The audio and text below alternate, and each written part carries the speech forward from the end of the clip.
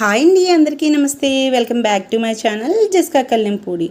ఈరోజు మనం మురి ఉండలు ఎలా చేయాలో చూద్దామా. మరి మీలో చాలామందికి తెలుసు అనుకోండి, ఇంట్లో పిల్లలకి స్నాక్కి మాకు టైంపాస్కి తినడానికి బాగుంటుందని ఈరోజు మురి ఉండలు చేశానండి. ఒక 1/2 కేజీ బెల్లం తీసుకున్నాను. అంటే మనం ఏ క్వాంటిటీలో తీసుకుంటున్నామో చూసుకోవాలి. 1 కప్పు మెజర్మెంట్లో 1 కప్పు బెల్లం తీసుకున్నాను నేను.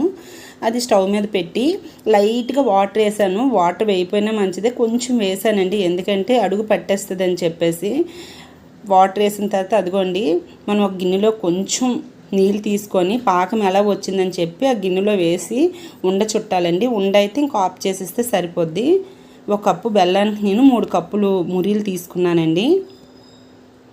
చాలా టేస్ట్గా వచ్చాయి, కానీ చుట్టేటప్పుడు మాత్రం చేయి చాలా కాలిపోయింది. చాలా వేడికి చుట్టలేకపోయాను చాలాసేపు. కాకపోతే తినడానికి మాత్రం చాలా టేస్ట్గా ఉన్నది. ఏదైనా ఇంట్లోది హెల్దీ కదండి, బయట కొనుక్కునే కన్నా. వాళ్ళు ఎలా చేస్తారో ఏంటో తెలీదు. అలాగని బయట కొనుక్కోమని కాదు, తప్పదు అంటే కొనుక్కోవచ్చు.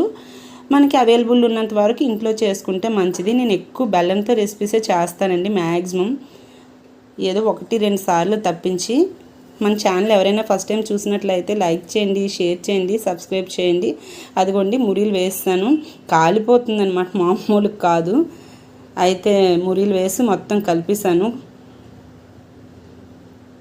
అన్నీ వేసుకోవాలి, చూసుకోండి మురీలు క్వాంటిటీ బట్టి. నేనైతే 1 కప్పు బెల్లానికి 3 కప్పులు మురీలు తీసుకున్నాను. మీకు ఇంకా పడితే తీసుకోవచ్చు. అక్కడ మనకు ఉండ రావాలి.